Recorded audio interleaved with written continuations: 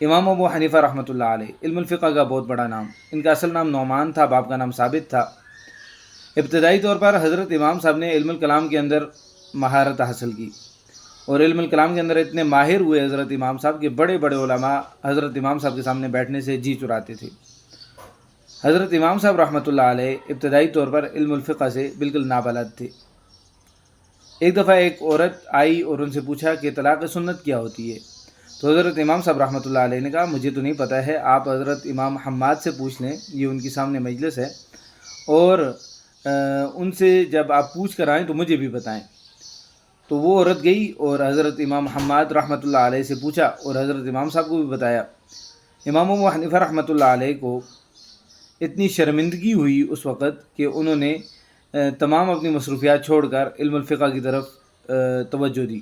اور امام حماد رحمۃ اللہ علیہ کے ہاں زانو تلمذ ہوئے، اور پھر علم الفقہ کے اندر اتنی مہارت حاصل کی کہ امام اعظم کے لقب سے ملقب ہوئے۔